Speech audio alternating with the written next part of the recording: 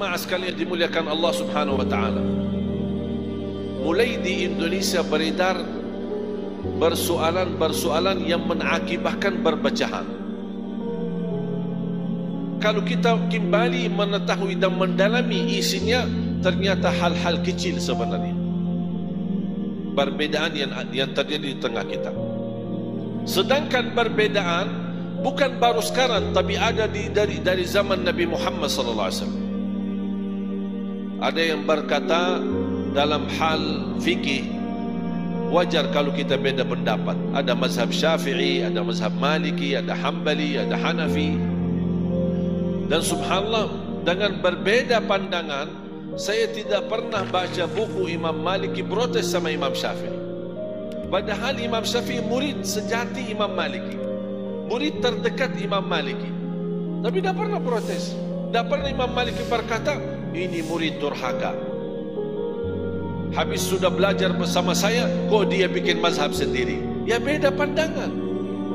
Dan kita harus fahami, ketika muncul berbeda pandangan, bukan berarti beda Quran dan beda hadis. Sama, Imam Maliki punya Quran sama dengan Quran yang ada di Imam Syafi'i. Tapi kenapa kok bisa menjadi perbedaan? Karena beda memahami ayat tersebut. Dan ini justru menunjukkan perbedaan di dalam agama kita adalah menunjukkan betapa luas ilmu agama dan betapa ilmu agama sangat kaya dengan ilmu pemahaman. Kita tidak butuh orang-orang yang banyak ilmunya, tapi dia tidak faham bagaimana bisa menyesuaikan ilmu untuk lingkungan. Bahkan saya baca buku sangat membuat saya kaget, membaca sebuah buku, nama judulnya Al-Imam Syafi'i wa madhhabuhu al-qadim wa madhhabuhu al-jadid. Imam Syafi'i dan mazhabnya yang lama sama mazhab yang baru.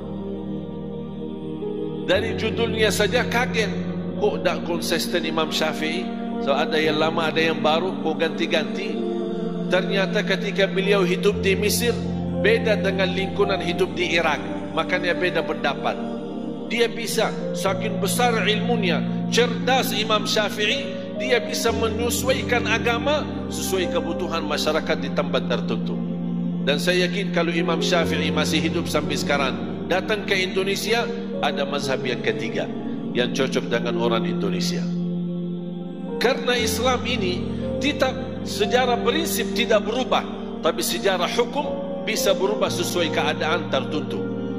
Misal kunut Rasulullah SAW mengamalkan kunut sekian lama, kemudian habis itu tinggalkan. Makanya ulama ada yang pendapat kunut boleh, ada yang bilang tidak boleh karena Rasul tinggalkan. Imam Hasan al-Basri ketika ditanya kunut, dia menjawab dilakukan baik, tidak dilakukan baik, selesai masalah.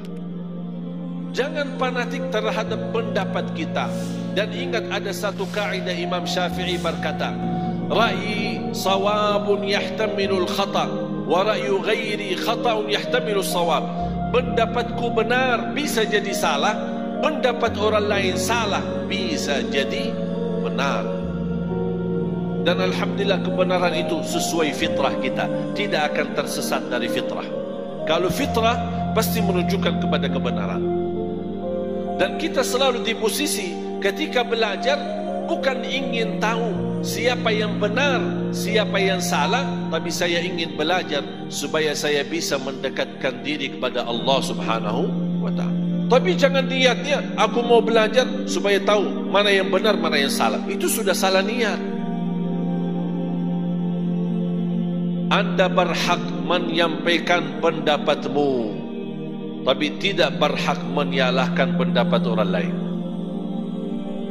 Anda boleh sampaikan pendapat saya ini bid'ah, tidak boleh, sudah selesai, cukup menyampaikan pendapat.